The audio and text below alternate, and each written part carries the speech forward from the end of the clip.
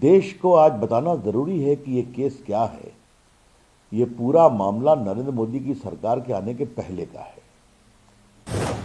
ED ने जो कार्रवाई की उसमें नेशनल हेराल्ड के पूरे इतिहास को देखा गया। 90 करोड़ का लोन था उनके ऊपर। तो ये लोन कांग्रेस पार्टी के द्वारा दिया गया था। देश को आज बताना जरूरी है कि ये केस क्या है। ये पूरा मामला नरेंद्र मोदी की सरकार के आने के पहले का है। ईडी ने जो कार्रवाई की उसमें नेशनल हेराल्ड के पूरे इतिहास को देखा गया। आपको मालूम है कि इस पर एक केस प्राइवेट कंप्लेंट हुआ था। बंद होने के बाद 90 करोड़ का लोन था उनके ऊपर। तो ये लोन कांग्रेस पार्टी के द्वारा दिया गया था। तो जो एसोसिएट जर्नल थे, जो चलाते थे इस कंपनी को, जो नेशनल हेराल्ड पब्लिश करती थी, उसको एक नई कंपनी बना कर करके यंग इंडिया लिमिटेड के माध्यम से संभवतः उसकी पूरी शेयर को खरीद दिया गया।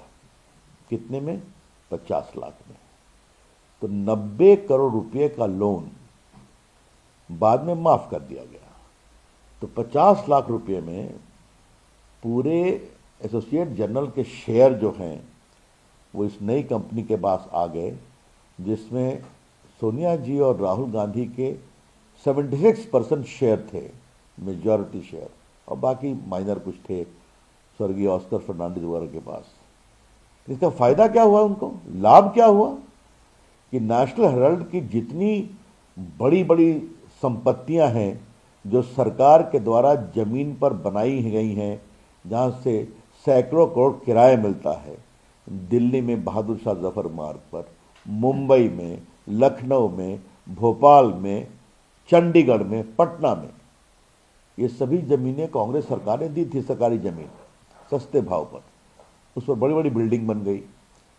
लेकिन ये जो नई कंपनी लिया जिसमें सोनिया जी और राहुल गांधी का 76% था, वो सारी संपत्ति के भी मालिक बन बैठे, जो हजारों करोड़ की है।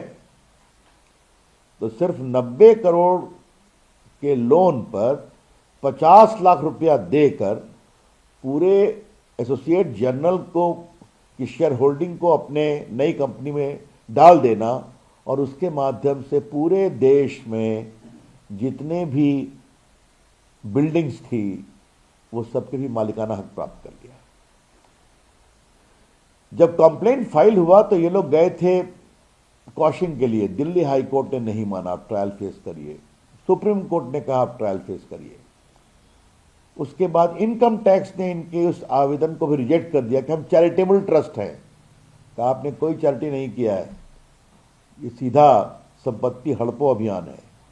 उसके पश्चात इन्होंने इन्वेस्टिगेट किया और prevention of money laundering act की धारा 66 के अनुसार जब वो निष्कर्ष पर पहुंचते हैं तो फिर वो पुलिस सिस्टम से आग्रह करते हैं आप एफआईआर दायर करिए, जो एफआईआर दायर हुई है दिल्ली पुलिस के क्राइम ब्रांच के द्वारा।